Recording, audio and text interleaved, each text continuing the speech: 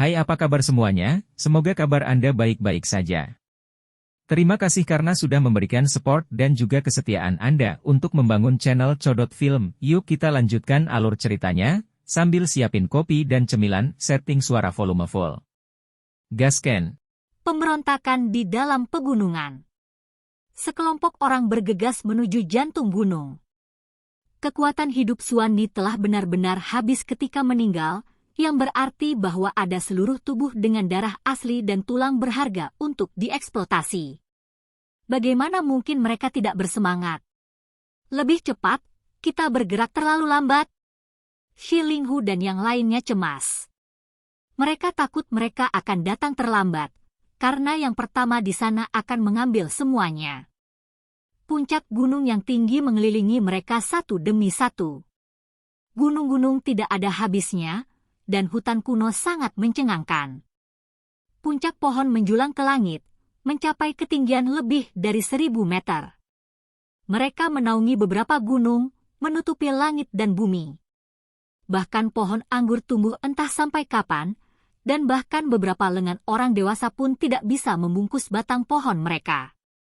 Mereka tumbuh di sepanjang pegunungan seperti naga bertanduk yang kuat dan muda. Orang-orang desa batu dengan terburu-buru bergegas ke sini, dan ketika mereka tiba di dekat tempat di mana Suwanni tewas, mereka merasakan aura yang sangat buruk. Aura sombong adalah apa yang ditinggalkan Raja 10.000 binatang. Sangat sepi. Semua orang merasa ada sesuatu yang tidak normal. Tempat ini terlalu sepi. Tidak ada suara yang terdengar, membuatnya merasa seolah-olah mereka berada di kuburan. Tidak ada satupun burung yang hadir, apalagi binatang buas biasa. Bahkan serangga dan semut bersembunyi di dalam gua dalam pengasingan. Hutan pegunungan itu sunyi, dan memiliki ketenangan seperti kematian. Sebelum Suwanni mati, ia membunuh banyak binatang buas dan mulai menjadi gila. Burung-burung dan hewan-hewan di sini semuanya telah melarikan diri, kata Shi Linghu. Ada yang salah. Kepala Shi Yunfeng tiba-tiba berkata dengan cara yang menakutkan. Dia kemudian segera berkata dengan suara mendesak, Linghu, jangan terburu-buru.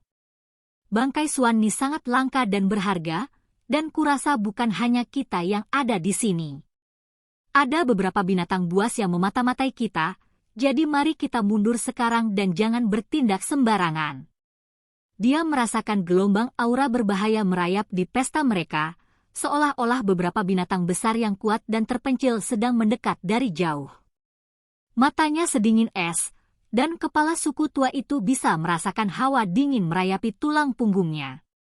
Dia segera memerintahkan penduduk desa untuk mundur. Si kecil juga merasakan ini. Rambutnya berdiri dan dia mengepalkan tinjunya. Shi Hao juga memberitahu semua orang bahwa dia merasakan sensasi ini. Semua orang dengan cepat mundur, dan tidak mendekati gunung batu yang hancur itu. Apakah kita menyerah begitu saja? Ini benar-benar sulit untuk ditanggung. Shi Feijiao memukul dadanya sendiri, merasa sangat tertahan. Jangan terburu-buru dulu. Kita harus menunggu kesempatan. Nyawa seseorang adalah hal yang paling berharga. Meskipun darah Suwanni sangat menakutkan dan mengandung teknik berharga yang menentang surga, kita masih harus mempertahankan hidup kita untuk menggunakannya, kata Shi Yunfeng dengan sungguh-sungguh. Mereka datang dengan cepat, tetapi juga pergi dengan cepat. Mereka mendaki gunung yang tinggi dan mengamati situasi dengan cermat dari kejauhan. Ada sosok manusia di mana-mana, dan suara teriakan bisa terdengar dari hutan pegunungan. Mereka datang dari 3 arah yang berbeda dan berasal dari desa yang berbeda, tetapi tujuan mereka sama. Mereka bergegas menuju gunung yang runtuh untuk menggali mayat Suwanni. Seperti yang diharapkan, bukan hanya kami yang beratas jenazah keturunan leluhur Suwanni. Semua orang yang tinggal di daerah terpencil ini sangat memperhatikan hal ini. Ketiga belah pihak bertemu satu sama lain, dan mereka segera bentrok. Teriakan perang terdengar di dalam wilayah hutan. Wow! Tiba-tiba, 5 binatang buas muncul satu demi satu, semuanya sebesar rumah. Mereka semua memperlihatkan gigi karnivora putih mereka sebelum tiba-tiba menerkam kelompok orang yang memperebutkan bangkai Suanni. Pada saat yang sama, tangisan panjang bisa terdengar dari burung-burung di langit. Angin kencang berhembus ketika banyak burung ganas terbang, masing-masing setinggi 5 hingga 6 meter dengan lebar sayap lebih dari 11 atau 12 meter. Ketika mereka terjun, 6 atau 7 orang langsung tercabik-cabik, menyebabkan darah tumpah kemana-mana. Itu adalah adegan berdarah. Lupakan mereka yang secara pribadi mengalami serangan gencar ini, bahkan orang-orang desa Batu yang mengamati dari jauh menjadi takut. Segera setelah itu, burung-burung ganas dan binatang buas semuanya mundur. Ini adalah bencana besar. Wow! Seperti yang diharapkan, auman binatang buas di pegunungan mulai naik dan turun. Binatang buas dan burung ganas yang ditakuti oleh Suanni sebelumnya semuanya telah kembali. Mereka ingin mencuri tubuhnya untuk membuat diri mereka lebih kuat. Kekacauan tidak hanya terjadi di bagian gunung ini. Makhluk-makhluk kuat juga bergerak dari pegunungan besar yang jauh. Tangisan burung dan binatang segera bergema di udara, membuat seluruh pegunungan menjadi kacau. Semua binatang mulai memberontak. Yang lebih besar berukuran 10 meter, dan yang kecil beberapa kaki.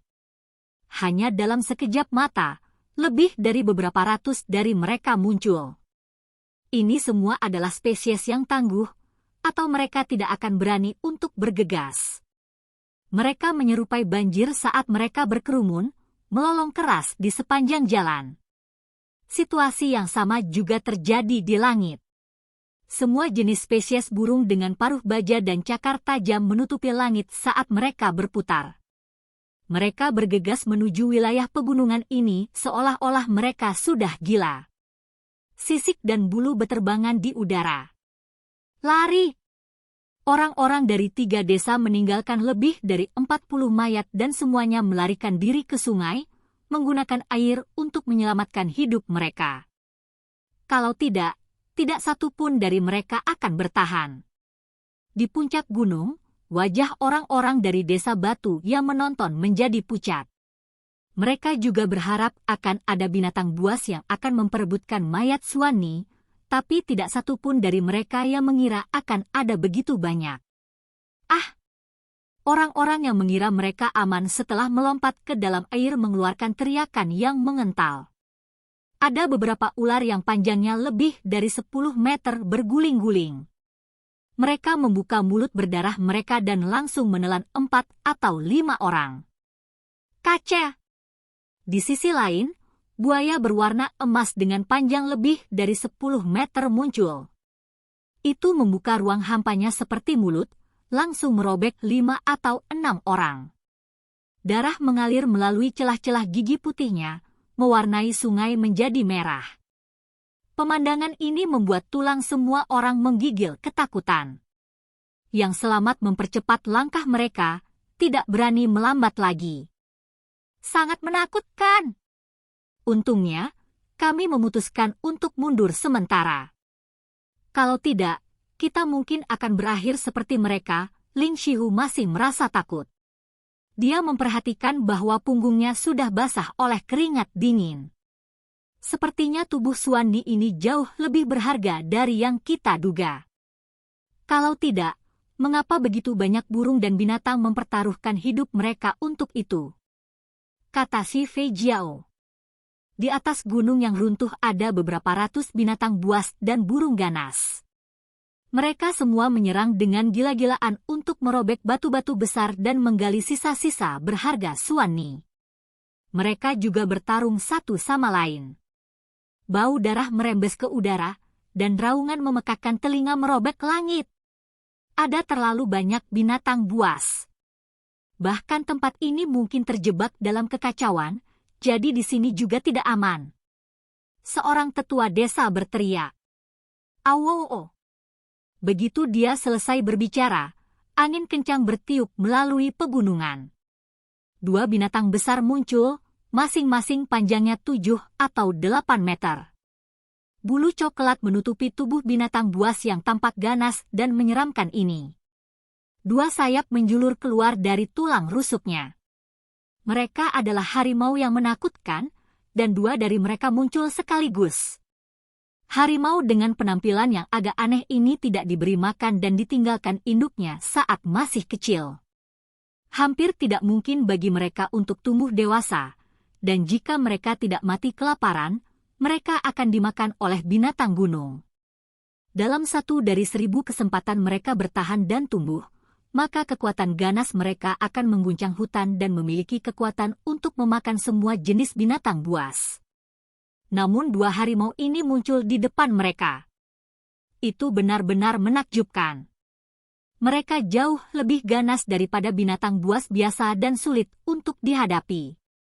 Setelah suara, embusan kekerasan angin meniup oleh salah satu harimau besar terjun ke bawah. Itu membuka mulutnya yang berdarah dan segera menelan dua penduduk desa. Kaca! Salah satu dari mereka memiliki tubuh mereka terbelah dua. Darah dimuntahkan dengan keras, menciptakan pemandangan yang sangat mengerikan. Shilin! Ahyun! Semua penduduk desa menyuarakan kesedihan dan kemarahan mereka. Panah besi mengalir turun seperti hujan. Ini semua terlalu tiba-tiba. Harimau buas ini bisa terbang, dan panjangnya 7 hingga 8 meter. Munculnya raksasa-raksasa ini secara tiba-tiba secara alami membuat mereka lengah, dan sebagai hasilnya, pembantaian berdarah dilepaskan. Shilinhu dan Shi Feijiao meraung keras. Yang lain mengacungkan pedang lebar mereka dan bergegas maju. Mereka membawa beberapa laki-laki yang kuat bersama mereka dan menyerbu ke arah harimau besar itu. Terlepas dari kenyataan bahwa spesies ini tidak memiliki simbol leluhur yang berharga di tulang mereka, tubuh fisik mereka sangat kuat dan menakutkan, memiliki kekuatan membunuh yang luar biasa. Penduduk desa akan selalu melakukan yang terbaik untuk menghindari jenis makhluk ini ketika mereka pergi berburu. Awo! Harimau lainnya mengeluarkan raungan yang menakutkan dan menerkam dari sudut yang berbeda. Dengan gelombang cakarnya, cahaya dingin berkedip dan suara kiang-kiang bisa terdengar. Percikan terbang ke segala arah saat pedang besar, tongkat, dan senjata lainnya dikirim terbang ke langit. Peu. Di antara mereka, dua individu bergerak agak terlalu lambat. Perut mereka terkoyak, menyebabkan darah tumpah ke tanah. Mereka menderita luka parah. Kedua orang ini diseret kembali oleh penduduk desa lainnya. Kamu kucing yang terlalu besar, kembalikan pamanku Yun dan yang lainnya. Shi Hao sangat marah. Dia menyerang ke depan. Simbol di kedua lengan menyala seperti bintang yang bersinar di antara jari dan telapak tangannya, bintik cahaya bersinar, dan kemudian bulan perak muncul. Bulan cakram ini tampak nyata, seolah-olah bulan suci jatuh dari langit ke-9. Cahaya suci bersinar di mana-mana saat dengan cepat mengiris ke arah harimau besar itu. Sial! Harimau besar itu mengayunkan cakarnya yang besar seperti kipas, dan cahaya dingin menyembur kemana-mana saat mereka berbenturan dengan bulan perak. Suara logam terdengar di seluruh gunung. Orang harus tahu bahwa bulan perak ini bisa membelah batu-batu besar.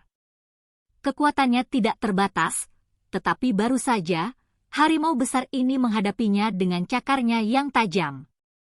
Bentrokan antara bulan perak dan cakar harimau mengakibatkan kemacetan singkat. Kemudian, harimau ganas itu mengeluarkan raungan kemarahan yang mengguncang dunia. Salah satu cakarnya telah dipotong. Darah mengalir keluar, membuat tanah menjadi merah. Sementara itu, bulan perak tidak melemah kekuatannya. Dengan suara pu lainnya, bulan memotong ke arah kepala harimau. Sebuah luka besar terbelah, dan darah mulai menyembur keluar dari luka yang mengerikan itu. Raungan binatang itu bergema di langit dan menyebabkan hutan bergetar. Harimau besar itu bergetar hebat, dan dengan ekspresi tidak percaya, cahaya di matanya berangsur-angsur memudar. Dengan suara keras, itu jatuh ke genangan darahnya sendiri. Inilah tepatnya teknik berharga dari Green Scarlet Eagle. Kekuatannya sangat mencengangkan.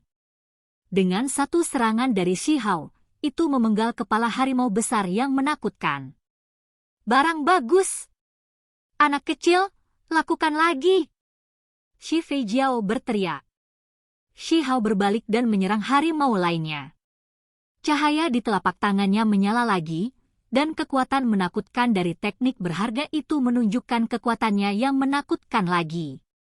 Bulan perak melesat melintasi langit, dan leher harimau besar sepanjang 70 atau 80 meter itu mulai mengeluarkan banyak darah. Cahaya perak berbalik, memotong lurus ke arah kepalanya. Dengan suara gudong, itu jatuh ke lantai. Darah binatang besar itu mengalir seperti sungai, memercik ke seluruh tubuh penduduk desa. Sungguh teknik berharga yang menakutkan. Kekuatan teknik ofensif jenis ini membuat mereka cukup terkejut. Setelah membunuh 2 harimau ganas itu, si kecil merasa agak tercengang. Ini adalah pertama kalinya dia membunuh binatang buas di hutan. Setelah menundukkan kepalanya untuk melihat tangan kecilnya yang lembut, dia tetap diam untuk waktu yang cukup lama. Bukan apa-apa, jangan takut bau darah, nak. Dari orang-orang yang tumbuh di gurun besar, siapa yang tidak bersentuhan dengan darah? Mereka semua melakukannya. Shi Linghu berjalan mendekat dan menepuk pundaknya. Shihao mengangkat kepalanya dengan susah payah. Meskipun hatinya tidak damai, saat ini, dia menutup mulutnya rapat-rapat dan tidak banyak bicara. Jika dia tidak membunuh harimau besar itu, lebih banyak penduduk desa yang akan mati. Teknik yang berharga sangat kuat. Itu bisa membunuh binatang buas dan menyelamatkan orang. Jika kita bisa mendapatkan simbol primordial Suanni, itu akan sangat bagus. Hanya setelah waktu yang lama berlalu, si kecil dengan lembut berkata pada dirinya sendiri. Teriakan burung yang nyaring terdengar dari tengah awan, dan elang sisik hijau muncul. Itu dengan cepat turun, membawa serta embusan angin kencang saat melakukannya. Pria kecil itu melompat dan melambaikan tangannya. Dia berteriak keras, "Bibi elang sisik hijau, bawa aku bersamamu. Anda adalah penguasa hutan luar, dan saya juga dapat membantu Anda sedikit. Mari kita perjuangkan teknik berharga Suanni bersama-sama." Oke guys, jangan lupa like, comment, share, and subscribe di channel Codot Film. See you next video, peace out and bye-bye.